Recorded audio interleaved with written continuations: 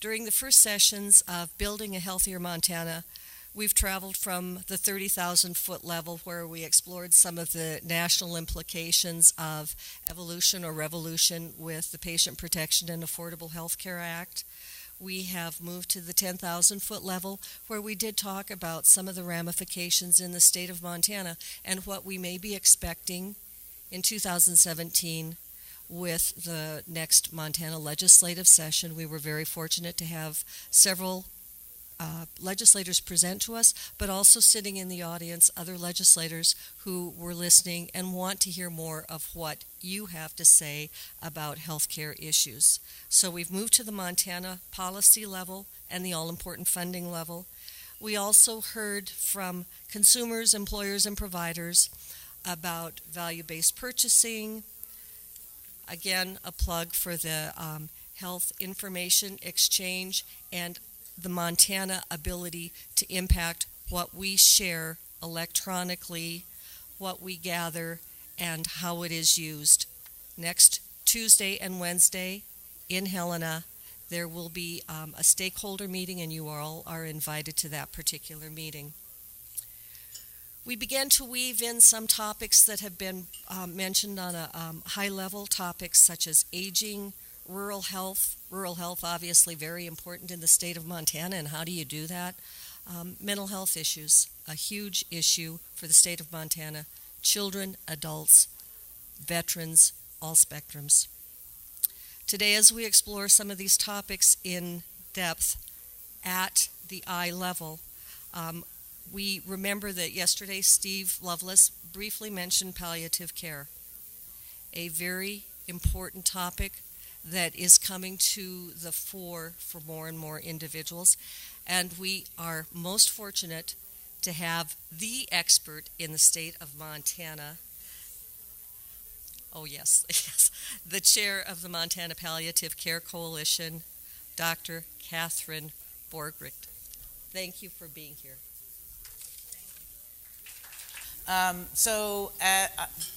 Palliative care. How many of you actually have experienced palliative care or have a definition for it?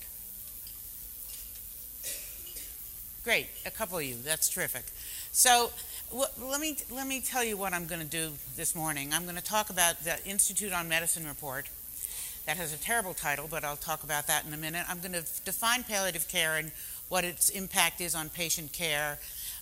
Describe why advanced care planning, which is part of palliative care, is so important. Describe where we are in Montana to promote palliative care and what we're planning for the future. And please, if there are questions that people have or concerns or I'm not explaining things, sometimes I lapse into doctor speak, which is unfortunate. So please, if I say something and people have questions, just let me know. I don't mind being interrupted. My husband does it all the time. So the Institute on Medicine put out a report in 2014 with a terrible title, which was called How We Die in America. And the reason it was called that is they actually got their funding from an anonymous donor who said that's what he or she, whoever it was, wanted it to be called. Well, as you'll see from my presentation, palliative medicine is not all about dying, but this was what they had to call it, which was, for the panel of experts that they got together, was a little bit galling to them, but that's what happened. Their task was to evaluate the current state of end-of-life care with respect to delivery, communication, advanced care planning, financing, costs, and education of patients, professionals, and loved ones. What they found in this report, and there was a similar report done 20 years ago, was that we're still dying not as well as we want to be, and we're still not taking care of people with serious illness the way we want to and the way patients want us to. They came up with 5 recommendations, and I'm just going to go through them briefly. The first was it had to do with the delivery of care, and that was all payers should cover palliative care and all health organizations should provide it.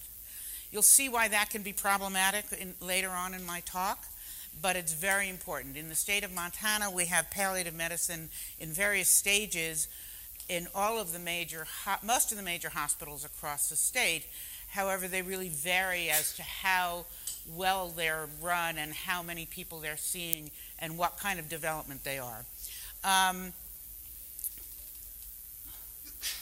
The next recommendation was communication and advanced care planning. So in palliative care, you know how surgeons have their procedures. They do, they cut out appendixes, they do all sorts of different things. For us in palliative care, our procedure is communication and advanced care planning. Now, that may seem really straightforward to you, but I'll show you a couple of examples of how complicated that actually is, and indeed how, unfortunately, many of our providers don't know how to do this and stumble with it a lot. Professional and quality organizations should develop standards for clinician-patient communication. How many of you, when you've gone to see the doctor, let me just ask you, have been actually asked if you have an advanced directive or have done any advanced care planning? Okay, very few. And how many of you actually asked your providers about that? Okay. How many of you have been asked when you had your last colonoscopy? About the same. Usually that's more, because that actually is something that is right up there for providers to ask about. Okay. How about mammograms? Yeah. Okay. But very few people have been asked about their advanced directives, and that's really key. Recommendation 3 is professional education development. Okay. We need to be educating our providers on all levels about what palliative medicine is. I don't know how many of you have heard of the silver tsunami. Okay. We are an aging population, and particularly in Montana, we have one of the highest growths of people over the age of 65, 70 in this country, in this state. Okay. There are approximately 4,500 certified palliative medicine physicians throughout the country, and I'll show you why that is not enough in a few minutes. We cannot currently meet the needs of all the seriously ill patients that we see. Okay? So we need to be educating, we need to not only be developing more palliative medicine docs, but we also need to be developing more providers who are skilled in some of the tenets of palliative medicine. Okay. Policies and procedures and policies and payment services, federal, state, and private insurance and healthcare delivery programs should integrate the financing and delivery of medical and social services. This is a major issue in terms of taking care of people who are seriously ill. I was just in the legislative session where they were talking about a caregiver act that's hopefully going to come up in the legislature. But one of the major problems I run into as a physician is, what is the social support for these people and for people with serious illness, and how is it paid for? Well, how is it paid for? It's not. Okay? If you need a caregiver in your home, unless you're going to do hospice or home health, and those programs, by the way, are strictly supervised and regulated, you have to pay privately to get a caregiver into your home. It's a big problem. And assisted living, those of you who have older parents know how expensive that is. They require public reporting of quality and costs for care near the end of life. And all of these things are out there. We don't have to reinvent the wheel. We just have to institute them. We've got them.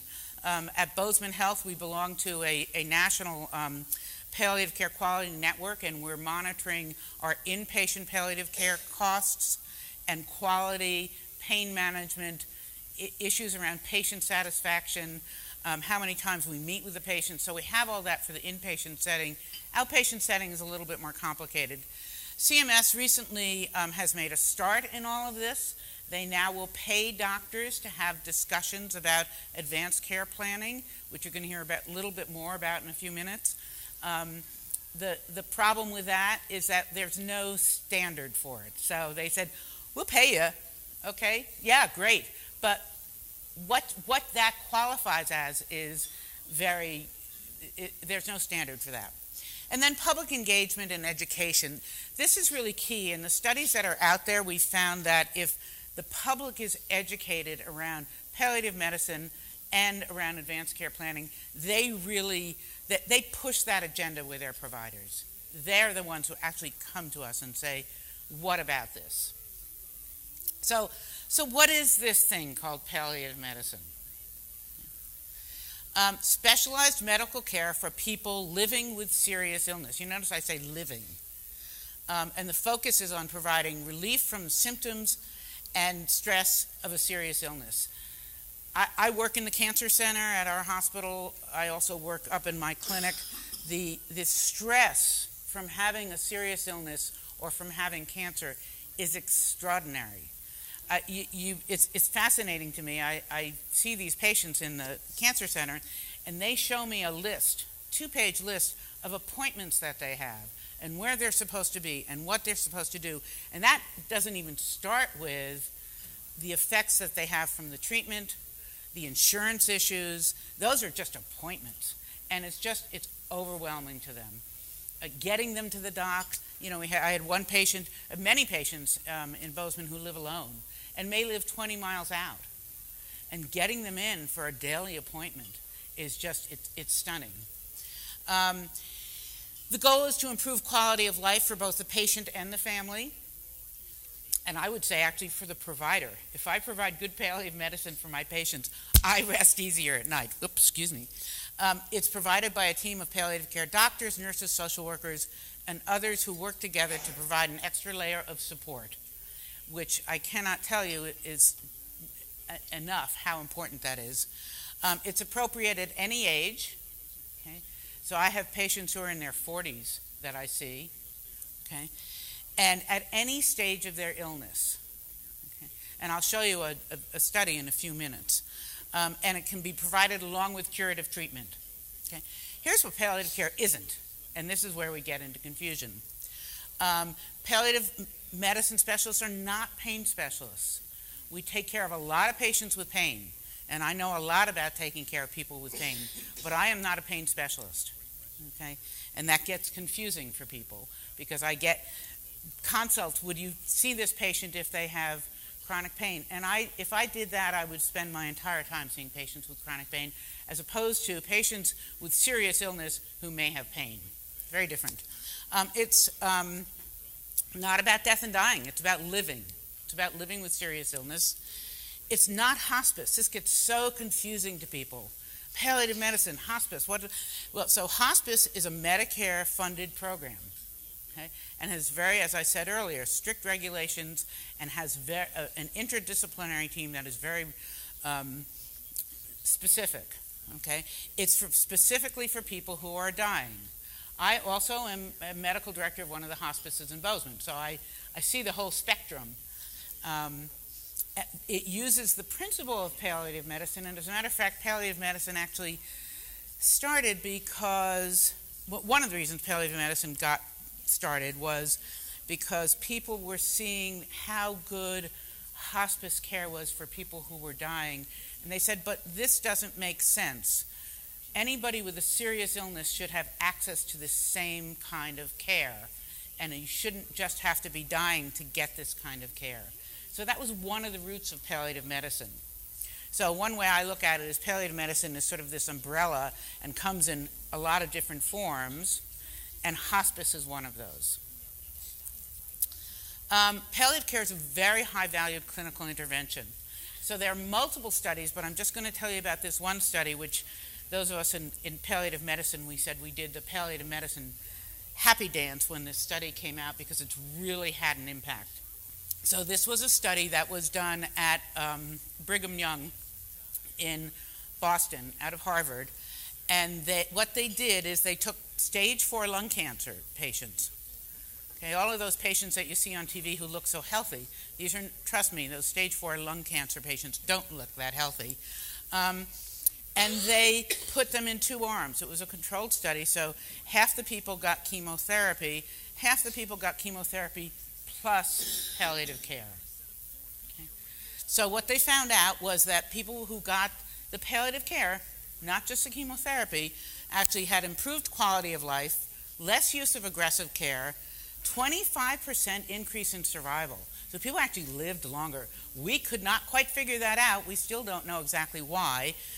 I can tell you what I think. I think it was because of really good symptom management and really good support of the patient and their family that was emotional and spiritual and whatever other realms they needed.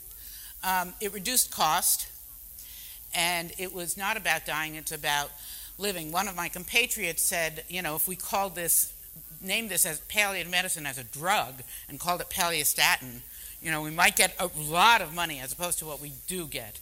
So there's a power shortage. I alluded to this before. Okay, if we were going to, so there are 4,500 palliative medicine docs. It translates to one for every 20,000 adults with serious illness.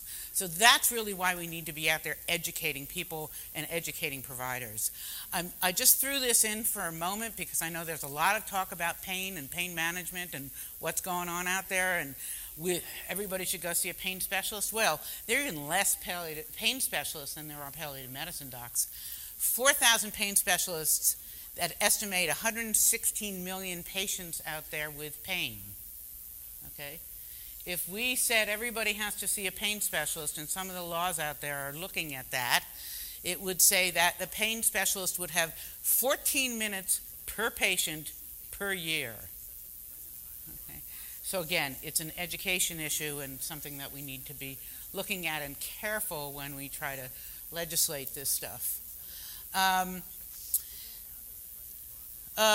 We need some scalable interventions targeted to generalist physicians and other clinicians to assure universal care, the key elements of palliative care, and I'll talk about that in a little bit.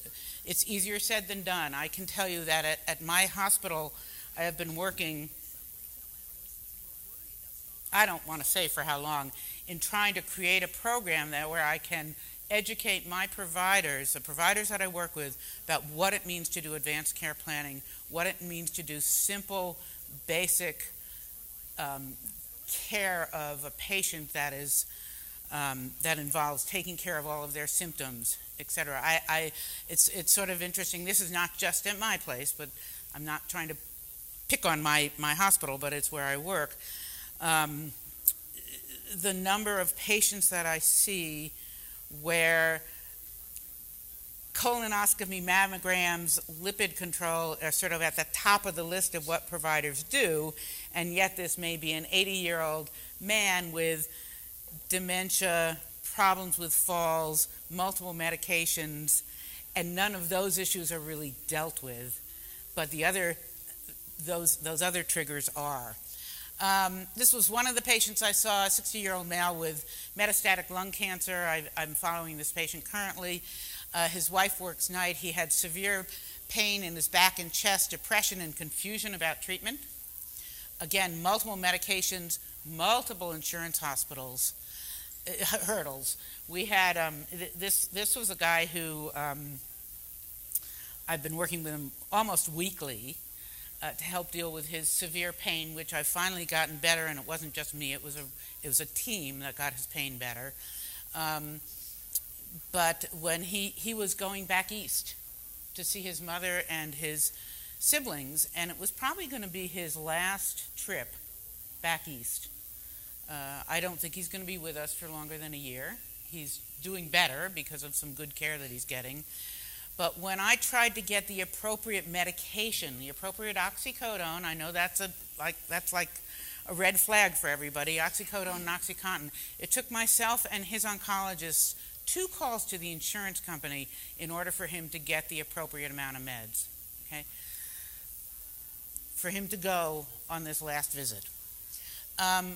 Some of the other things that I did for him, though, was getting his pain under control, getting his multiple appointments so they fit in the schedule with him and his wife, who was the sole person making money and needing to work at nights, so coordinating that with them. Did advanced care planning with them. They had an advance directive, but they had it at home, and nobody really talked to them about it. We're still talking about that. This is not a one-stop shopping. And communication with the oncologist about his concerns and treatment plan. So this is what do patients know and want. This is interesting, a little disturbing to me, and I don't know whether this has changed. I suspect it has some. So there's a poll in 2010 done by the Kaiser Foundation where looked at Medicare patients. 36% of Medicare patients thought that the Affordable Care Act had a panel to make decisions about end-of-life care for people on Medicare. Well, as I'm sure all of you remember, when the Affordable Care Act first came out, there was a whole thing about death panels and all this kind of stuff, all of which was nonsense, total nonsense, but it's still out there, okay? And I don't know where it is right now. It's 2016, but I suspect there are still people out there who are concerned about that.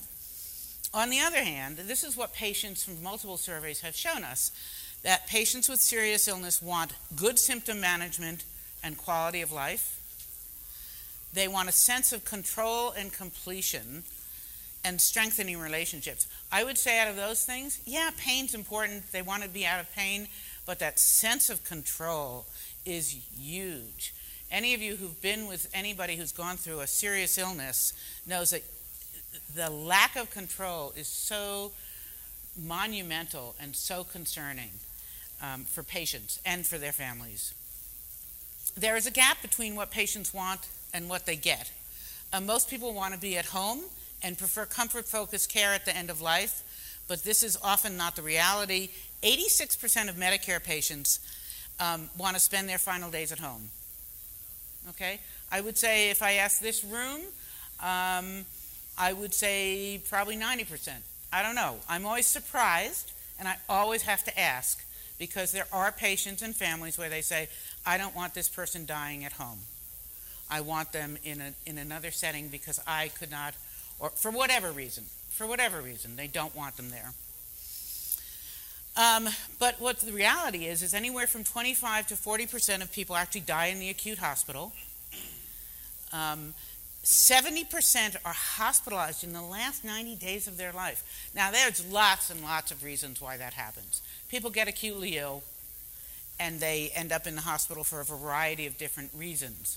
Okay, but I would say that that number probably could be greatly reduced if we really had good palliative medicine going on. 29% receive intensive care in the last 30 days of their life. How many of you want to be in the intensive care at the end of your life? There must be one. But I know that I don't. I mean, I'm really, really clear about that. That's not how I want to spend my last few days. But we've got almost 30% of people who are. This is another patient I saw. This was Mr. Smith, who lived with an unusual thyroid cancer, and he lived with it for 10 years. So you can imagine when you have somebody who's got a diagnosis of cancer for 10 years, and then all of a sudden it starts getting worse. How are they going to cope with that? So we ended up having multiple conversations about that, a change in his, what was a chronic illness. Okay, I dealt with his pain, I dealt with his anxiety. He continued with chemotherapy for another year, the whole time I was seeing him. Okay, and finally, after multiple times in the hospital, he said, okay, enough. His biggest concern is he was concerned about strangling to death, and he verbalized this to the docs. So we spent a lot of time talking about that. I couldn't say to him, absolutely not, I don't think that's going to happen to you. I didn't think it was going to happen to him, but I did reassure him that we would be there to help him with any kind of management of that symptom if it came up. I have another patient who recently died, who had a near drowning experience when he was younger. And his biggest fear as he was dying was, am I going to feel like I'm drowning again? Because that was so awful for him. So we had to spend a lot of time, not so much dealing with his pain, but dealing with that and talking to him about that. This was a failure. We have some failures in palliative medicine, and I consider this one a failure. I thought I was doing such a good job. This was a 90 and 92-year-old patient family that I saw at home. I went to their home several times. The husband had dementia. He was blind, and he could barely walk, and he couldn't hear. Okay, The wife had stage 3 congestive heart failure and severe peripheral edema. She basically spent most of her day in a recliner and got up to go to the bathroom, and they had people coming in intermittently. The caregiving situation was and continues to be totally chaotic. I thought I was doing such a great job. The primary care doc who'd seen them in the office actually missed a bunch of stuff, in my opinion. Talked with a 92-year-old demented patient about preventive measures. Well, at 92, the preventive measures are preventing their falling, making sure they have enough caregivers in their room, in their home, making sure they're on a minimum amount of medicine so they're not taking too many medicines, making sure they know what medicines they're taking. And the conversation in the note was all about, again, not to pick on colonoscopies, but it was about colonoscopies, and it was about cholesterol management, and that just missed the whole picture. And again, so I thought I was doing a great job. I went to, and I did a document called The Pulse, which you'll hear about in a few minutes, and they were really clear. They wanted to stay home. They wanted to stay home at the end of their lives. They didn't want to ever go to a nursing home or assisted living or anything like that. They wanted to be home, and we filled out this document that said all that. And I thought, God, that's great. I really did such a great job here. However, since that time, she's developed colon cancer. Okay, well, that makes, so again, consistent with the goals. We've had her meet with hospice multiple times. She said, yes, no, yes, no, yes, no. I think finally at the end of this week, she's actually going to go on hospice, but we don't know for sure.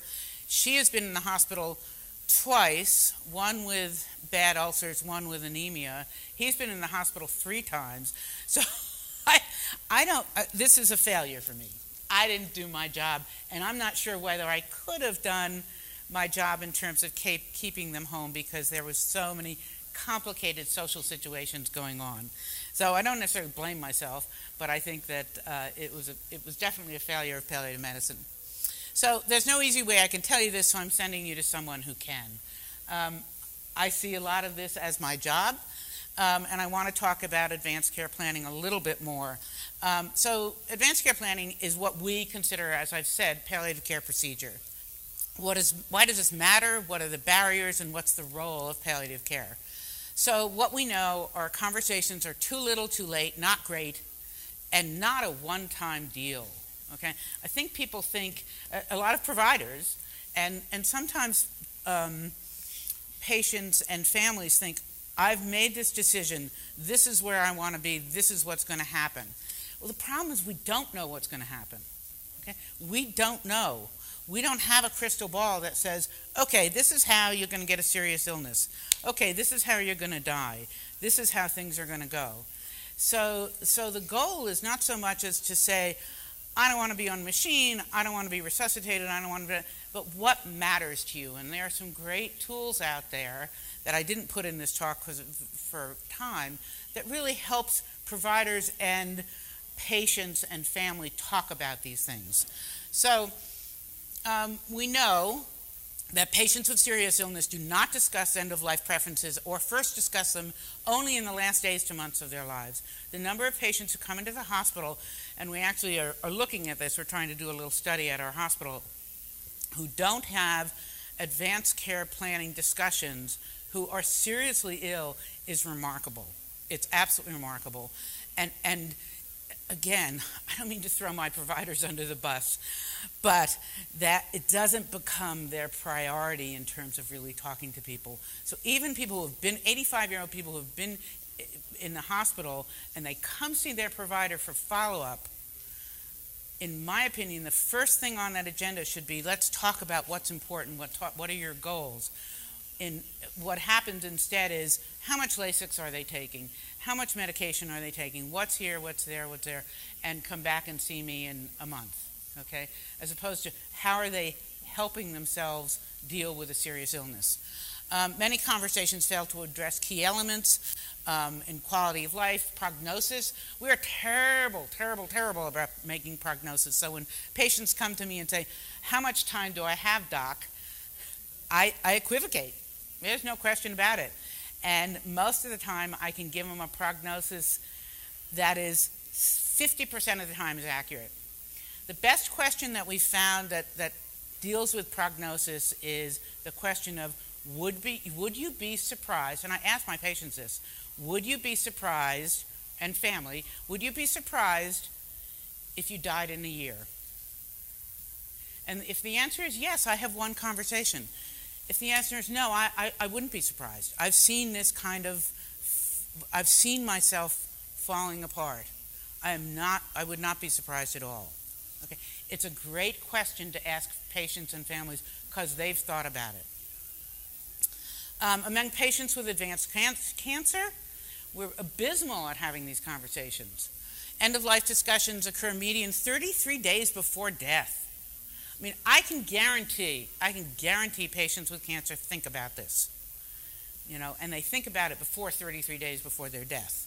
55% of the end-of-life discussions occur in the hospital, and it's not that these discussions shouldn't happen in the hospital, it's that the preliminary discussion has to be had outside of the hospital. Okay? You don't want to do this in a crisis, and hospitalizations are crises. 25% of these conversations are conducted by the patient's oncologist. They're uncomfortable with it, and I get that, and that's fine. I'm happy to have those conversations, and I want to have those conversations because I've been trained, I do it all the time. I would not want to give chemotherapy. I try to learn about chemotherapy, but let me tell you, it's really complicated. So send me those patients to have those discussions, and we'll coordinate it with you. Clinicians, I think I've talked about this, are important barriers to conversation and care planning. We lack the competencies to do this. Clinicians feel that they don't have enough time. I always love this one. I don't have enough time to do this. Well, I think it's how you prioritize things. I really do. Many of these conversations don't take that long. Everybody thinks, I need an hour to have this conversation. I can tell you, if I prepare the patient and the family, I can have these conversations in 10, 15 minutes. Okay? And they're quality conversations. Okay? So the fact that they don't have enough time, sometimes it takes me longer. I tell you, my palliative care team in the hospital, they'll spend hours with families. And sometimes I have to spend hours with family.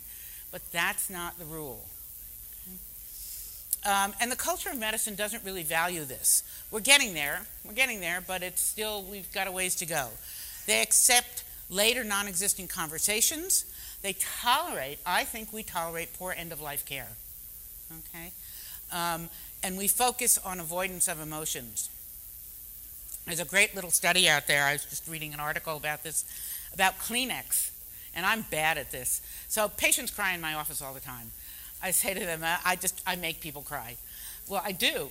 And what they found is if you give them the Kleenex too early, they actually shut off their emotions. It's a way of cutting off their emotions. So I really have to hold back from giving them Kleenex, which I have on my desk. But it's really an interesting little phenomenon because we don't want to hear about their emotions. So we know we have good studies. We have really good studies that say that it's effective having these conversations. It reduces suffering, better in patient and family coping, higher patient satisfaction, less non-beneficial care and costs. So the whole thing, we don't like to talk a lot about costs, but it's important, particularly in this healthcare environment. Okay? We know that we save money in our programs that are really well done. And part of it is because we're not offering care that isn't of benefit. You've really got to talk with patients about benefits and burdens. There was a recent article out about statins. Big controversy. You talk to a cardiologist, statins should be in the water. But if you really look at the literature, anybody over the age of 80 who's on a statin, there's some real question about whether it's appropriate or not. Okay? But we give it a lot, and it costs. It costs money. Conversations, they are varied. They need to be multiple times. They're changeable. Okay, so what you say one time may be different. I mean, there is, we used to talk about the daughter who comes in from California or from New York and says, you got to do this. Well, you know what? Yeah, you do have to do that until you can develop a certain amount of consensus. So even though the patient may have been really clear about what they do or don't want, you do have to always accommodate the family. I had one palliative care doc that I worked with who, great doc, who said she didn't have an advance directive, and the reason she didn't have an advance directive is if she was dying, she was going to be dying, but it was the people who were going to be living that had to live with the decisions about her health care. And so she was leaving it up to her family. I thought it was an interesting way of looking at things. So how many of you are aware of what the POLST is? Okay, yeah, so the POLST is a provider order for life-sustaining treatment. It is that form that takes your advance directives and puts them into a physician order. It's not a legal document. How many lawyers in the audience? Okay, there is some confusion. This is not a legal document. This is a physician's order, okay? It is a national standard, but it's state-specific. I would say there are now 30 states who have a similar program. It's voluntary. Okay, I've had to do a lot of education about this form that is voluntary, and it's not for everybody. It's for people who have serious illness. Basically, it says it documents your level of care, and it documents whether you want to be resuscitated if you have died. Okay? Not if you're not dead yet. If you're not dead yet, there are different levels of care that you can get. There's comfort measures only, where you try to stay home and just be comfortable. There's limited interventions, which is where you go to the hospital to try to avoid the ICU, and then there's full care. And then there's an area about artificial nutrition and hydration. It's signed by the patient or their surrogate decision maker and the provider. Okay, and then it's put into the in our organization, it's put into the electronic health record. This was a failure. I have lots of them. This was a 95-year-old male with congestive heart failure who fell. He was on hospice and he fell. And he'd been very, very, very clear that he never wanted to be in the hospital. However, because he fell and had a huge laceration, we had to send him to the hospital. Even though he was on hospice, we had to send him to the ER because he needed sutures. It was very deaf. The guy was very deaf. He was met in the ER by not only the hospice nurse, but the hospice social worker who had his POLST in hand, which said, do not resuscitate, comfort measures, do not take me to the hospital unless you absolutely have to. The ER physician, yelling because he could not hear, told him that he didn't have to honor those POLST wishes, that if he didn't have that POLST, and if he didn't get appropriate treatment, he would die in 2 weeks. Okay. Well, she finally got around to agreeing to the POLST after the son showed up, but she wanted to do multiple studies and evaluate him. All he wanted was this sutured and to go back home. He actually ended up living another couple of months. So I'm right there in the room and no one ever acknowledges me. Yes. Well, it wasn't so much a failure for me, it was a failure for the system, that this physician was not educated enough and was not willing to listen to the hospice nurse and the hospice social worker who had been taking care of this patient for a year. So that, to me, that's the failure.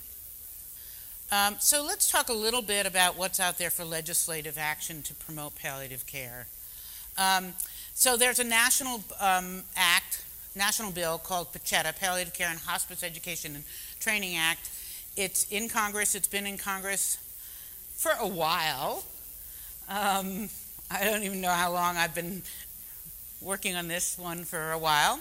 It was introduced in 2013, not 2103, but it's amended and sponsored by multiple congressmen. We'll see. Who knows? I have no idea what's going to happen to this bill now. It takes some of the core recommendations from the initial report that I told you about.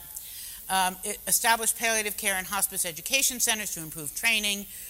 for all interdisciplinary health professionals.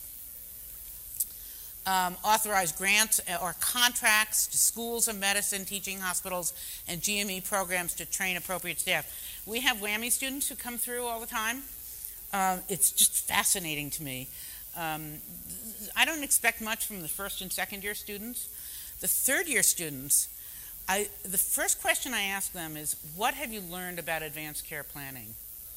I also ask them what they've learned about pain management, because that's really interesting to me too. They have learned maybe this much about advanced care planning, and I had one student who said to me, well, it's about do not resuscitate, and I saw an ER doc have that conversation with a family about whether they wanted the patient to be resuscitated or not. That's not the conversation, as I hope you have realized at this point. That's part of a conversation. And literally, when he worked with me for a couple of days, at the end of the day, his eyes were so wide. We happened to have, it's sort of random who I see in my outpatient practice, but his eyes were so wide about, that was amazing, those conversations, and he'd never seen anything like it, and he was going to take it with him. And I gave him some good guidelines. So that was sort of very satisfying, but what's not satisfying is that where are we within medical schools in terms of teaching patients, and how much emphasis are we putting on things like statins, not to pick on statins, but I will, versus really having conversations with patients about what they want and what they need. Different conversation. Establish a program to promote the career development of people like me who never actually did a palliative medicine fellowship and learned sort of by fits and starts. A grant program for more nurse education. Nurses are key in this. Key. Planning and implementation of a national education awareness campaign. So there actually is a good program out there that we do every April, which is about how do you do advanced care directives. But there's so much confusion out there about what really palliative medicine is, and we spend a lot of time educating people about it. Expand and intensify research programs. It's interesting. There is a fair amount of research out of there, partly because palliative medicine started in some very good academic settings. UC San Francisco, Mount Sinai in New York, a bunch of great places down in the south, Chicago at Northwestern. Is Northwestern there? Yeah. So there's really some great research that has come out which has allowed us to go forward with palliative medicine. CMS, I mentioned this briefly, about paying doctors now for having these conversations. It is a little interesting because what they'll pay us for having these conversations is less than if we pay them what they'll pay us for just a regular office visit, but, that's neither here nor there. We need to educate about how to have that conversation. The good news is CMS said, have the conversations. We don't know how you want to document, but document, and that you can have multiple conversations. So it's not just one conversation. That's great. Montana legislation. So with the American Cancer Society, I just saw Kristen back there walk in, we are hoping to get some legislation where we will have that we will establish a state palliative care and quality of life interdisciplinary advisory council. Okay, so we've had sort of this ad hoc committee that I've been chairing for a number of years, and there's been a huge growth in palliative medicine throughout the country, but also throughout the state of Montana. And one of the things we hear again and again, not only from providers but from patients, is how can we coordinate this? How can we provide standards? How can we provide education and quality? And if we actually had something like this, an advisory council, this would be really key for helping us. It would be an interdisciplinary group appointed by the legislature. We would coordinate and disseminate all the things I've been talking about before, about palliative care across the state. Program development, help education.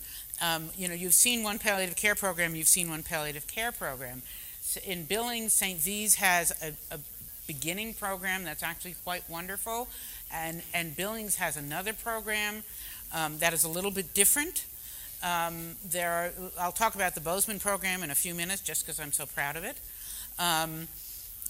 But the other thing that it would do was sponsor statewide conferences. We've actually done 2 statewide conferences in the past 2 years about palliative medicine. The first one was much bigger. We had about 120 people there, and we had a palliative care expert come in and talk about palliative medicine and quality standards. That's really key for us in terms of palliative medicine, is really making sure that we do have good quality standards. And the next one was a little smaller, but it was also fascinating in terms of working on what we want to develop for palliative medicine across the state. And we want to continue to promote PULSE across the state, including educating about this tool, improving quality reporting and access. I sit on the National PULSE Coalition, and we're actually coming up with toolkits, which would be a great thing for us to use across the state of Montana, but we really need something like the advisory board to help us disseminate it and to help us educate people about what that would be. I do want to talk about our program real quick because I am so proud of it, and it's not because I do it. It's because of this wonderful clinical nurse specialist that I work with who has really promoted this program. We've been doing this for 11 years now, and we see over 600 patients, inpatients, in the hospital, in this 80-bed hospital a year. So that's extraordinary, and that is as many as some of the bigger centers are seeing. So we're very, very, very busy. We'll see anywhere between 10 to 12 patients a day sometimes, and sometimes not so many. We're expanding. One of my partners is in the cancer center a day a week. We're also, cardiology has asked us to come and see that all the patients who have congestive heart failure, patients with bad lung disease. We're being asked to do that. We're doing a pilot project in the intensive care unit where we're going to have triggers, automatic triggers. So there are very clear triggers about who in the ICU should be seen by palliative care. We are doing quality data, which is really exciting because we're benchmarking against hospitals across the country. We're doing this through a program with UCSF, and we can get real-time data. It's so exciting to see this stuff. Real-time data about how we're doing based on other programs. It's been really a great tool for us. We have good administrative support. That is so key. And actually, we have good board support. I think if anybody came to our hospital and said we need to really scale back our palliative care program, it would cause an uproar, which I'm very proud of. We're not that expensive. We do not make money, okay? But we do have some control of costs, and the patient satisfaction stuff is so strong that it's worth it. And we're not a big cost center. We need more providers, particularly nurse practitioners, PAs. We're particularly in our inpatient program. We are hopefully expanding into home care. There's a huge need for palliative medicine in home care. We just have to get enough providers, and we have to have a system, okay? Because many of those patients who go on home care from the hospital actually need a good palliative medicine or palliative provider to go out and say, how do we coordinate this for you? What are the gaps? What are the things that we need to bring to you? And in home health, and many of you who work in home health know that their services are fairly prescribed. Okay, they're also not trained in palliative medicine. Okay, home health nurses are trained very well in wound care and getting that patient up and functional, but the tenets of palliative medicine they're not really trained in. So working with a palliative medicine doc would be a great thing. So things to look out for. I've talked about the National PULSE Coalition. We're developing these toolkits that will be available for primary care providers, hospice, ER, nursing homes. I think those are the 4. Pain legislation. This is a hot topic and not something I'm going to go into.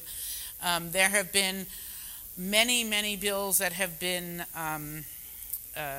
suggested across the country 230 bills have been actually approved. A lot of these bills are fairly problematic. I like to say it's practicing medicine without a license, and I realize they're looking at the issue of opioid overuse and opioid deaths. There are equal statistics about people who have persistent pain who have limited access now to appropriate pain management. So some of these bills are really a little problematic, and we've got to watch them. In addition, many of these bills don't make exclusions for patients who have cancer or patients who are on hospice. So it's sort of like fixing a problem to the extreme rather than looking at it as how do we need to look at it in the bigger picture. The post in Montana, we need to have continued statewide education for effective use. To this day, I still have people who don't either know what it is or understand it. I have various forms that are used across the state as opposed to the one state that has been approved. So we need a lot of education, and the Palliative Care Advisory Council would definitely help with that, helping us get out the appropriate education around this. I put up the physician aid in dying legislation just because it comes up every year in the legislature, or every other year in the legislature, and it's either put doctors in jail if they do this, or these are guidelines that are appropriate for physician aid in dying. I would say that physician aid in dying is legal in this state. We don't have good guidelines. It makes it very confusing. We need to have good guidelines. Putting physicians in jail, obviously, I don't think that's such a great idea. And there are good guidelines out there. Oregon, Washington, California, Vermont, they all have very, very good guidelines. And California has actually done an excellent job in educating the public as well as educating their providers about what is appropriate in this situation. Bottom line, palliative care is a needed and important part of the future of medicine and healthcare. The growth is projected in home care and outpatient settings. We're the biggest problem with our outpatient settings is getting together a team that is interdisciplinary because we can't necessarily pay for it, and also getting good quality indicators. We've got it all figured out for the inpatient setting. That's been going on for years. But quality care and quality indicators are really key for us. Public and medical providers need to be educated about this. And the systems need to learn to incorporate palliative medicine to help develop high-valued quality care. This is my favorite quote. For every complex problem, there is a solution that is neat, simple, and wrong. So, I think we have time for some questions or comments or concerns. Confusions, things that I could clear up for people?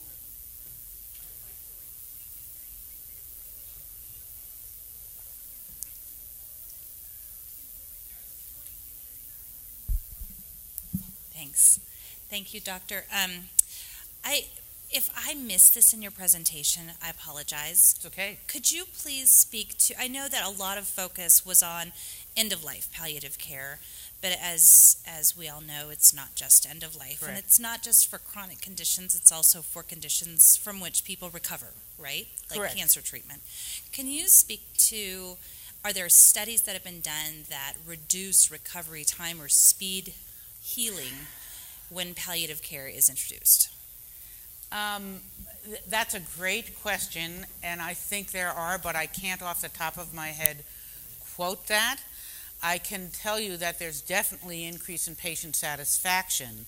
Whether we actually measure that people recover faster, I don't know the answer to that. I think it's a great question, and it may be a really difficult one to actually study, but we know satisfaction is much higher in people not just who are dying, but people who have serious illness.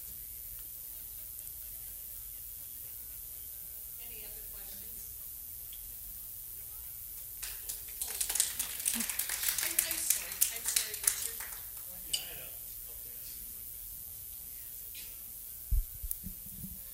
Thank you, Doctor. I had no idea what palliative care was. That was very informative.